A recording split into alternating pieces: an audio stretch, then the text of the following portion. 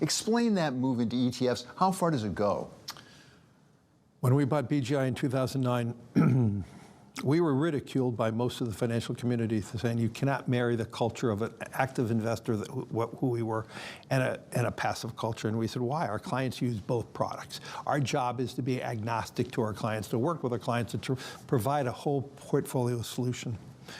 But over time, more and more clients started to think about, how do I want to get an exposure? Do I want an exposure in this area or this product? And I could do that through actively investing in ETFs. In 2012, we said, ETFs are going to be the new engine for fixed income. And boy, did that get a lot of ridicule by many people in the business community. And today, the fixed income markets are totally imbued by ETFs. And so at BlackRock, when we bought BGI, we had $290 billion of ETFs. Today we have $3.5 trillion. And then this week alone, just yesterday, we launched the iShares Bitcoin ETF. And so I would say to you, if we could ETF a Bitcoin, imagine what we could do with all financial instruments. And so what we announced in our architectural change, iShares was this business division in itself. And we thought that's too exclusive. We needed to include the ethos, the philosophy, the spirituality of what iShares can provide in everything we do at BlackRock. Because we believe we're just halfway there in the ETF revolution, that everything is going to be ETF'd. And we needed to ensure both active products, passive products, digital products are going to be used through the vehicle of ETFs.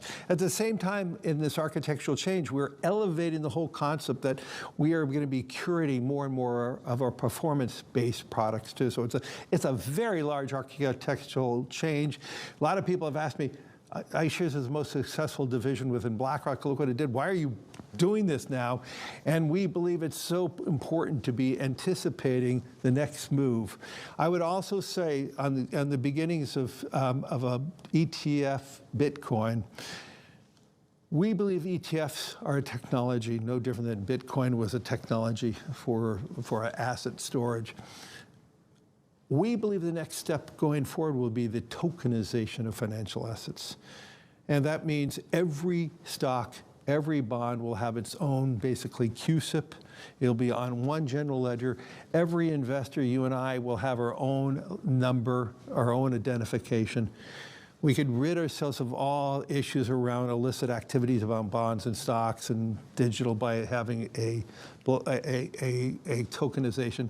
But the most importantly thing, we can customize strategies through tokenization that fits every individual.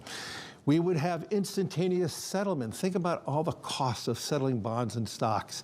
But if you had a tokenization, everything would be immediate because it's just a line item.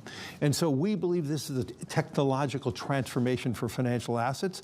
I believe if you want to talk about voting and voting choice and all the things, if we know every moment who is the owner of that stock and it's now time to vote, every individual who has ownership is identified and they can vote their own shares. Is this the end of mutual funds? I think, well, a lot of people, it's a wrapper. It's not the end of it, but I would say the dominant form of bringing products going forward will be in the form of ETFs.